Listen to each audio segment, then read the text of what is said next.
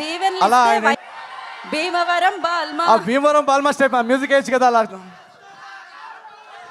Sir జాతిరత్నాలు ఎన్నిసార్లు చూసారు sir మీరు? అయ్యయ్యో, ముందుగా ఫోటో సార్, మీరు కవర్లు ఇస్తూ ఫోటో. ఓ అలా. ఇది బాగా లోడెడ్ క్వశ్చన్ అయి చెప్పాలి. ఉంటుంది. ఇది ఫస్ట్ ఓపెన్ చేయనా అదా మీ ఇష్టం. అది మీరు ఓపెన్ చేస్తారుగా. బాలీవుడ్ మెగాస్టార్ చిరంజీవి గారు వీళ్ళకి పోటీగా వస్తున్నారు, మీరు నర్వస్గా లేదా?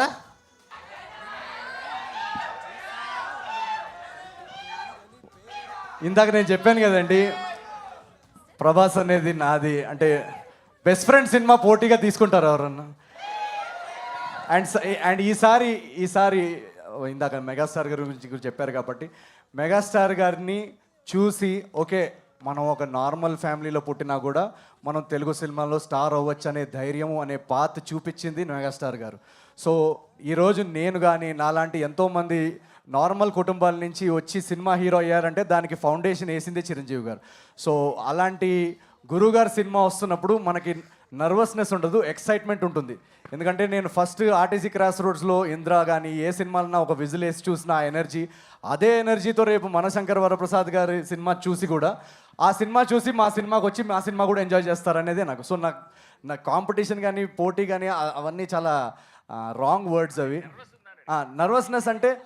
నర్వస్నెస్ నాకు పక్కన సినిమా గురించి నర్వస్నెస్ ఉండదు. మాకు నర్వస్నెస్ ఎలా ఉంటుందంటే మేము అనుకున్న సినిమా ఏదైతే మేము ఈ సీన్కి ఇక్కడ నవ్వుతారు, ఈ థ్రెడ్ ఎంజాయ్ చేస్తారు, ఈ స్టోరీ ఎంజాయ్ చేస్తారు, ఈ ఇమోషన్కి కనెక్ట్ అవుతారు అని అనుకొని తీస్తాం కదా, అది ఎంతవరకు కనెక్ట్ అవుతారనే ఒక నర్వస్నెస్ ఉంటుంది. ఆ నర్వస్నెస్ ఉంది, కానీ పక్కన సినిమా ఏముంది అనేది నర్వస్నెస్ కంటే ఎక్సైట్మెంట్ ఉంది యాజ్ అ ఫ్యాన్. అంటే ఇప్పుడు ప్రభాస్ గారు నిన్న మీరు ట్రైలర్ చూస్తే కనుక రాజాసాబ్ ట్రైలర్ అదిరిపోయింది.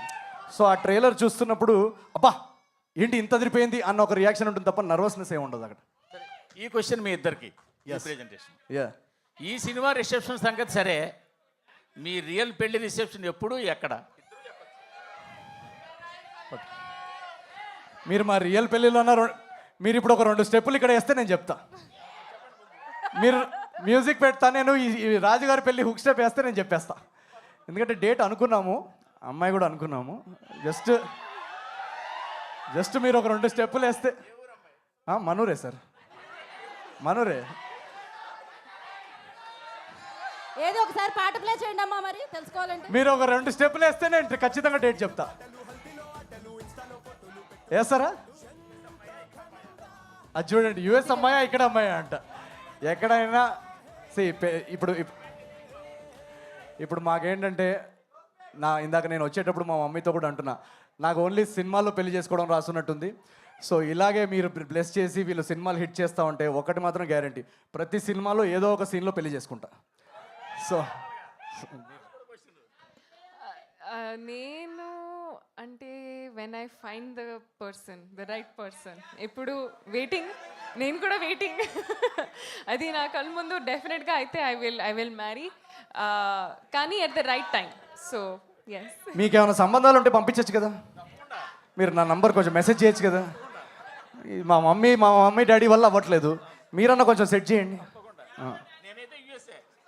యూఎస్ మీరు జింబాబ్వే అమ్మాయిని సెట్ చేసినా కూడా ఓకే. అదే మీరు మీ ఆశీస్సులతో మీరే వేసేయాలండి. రండి.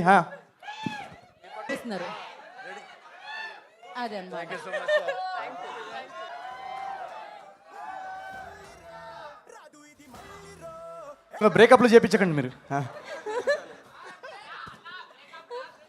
నాకు sir support and one of the most glamorous media person.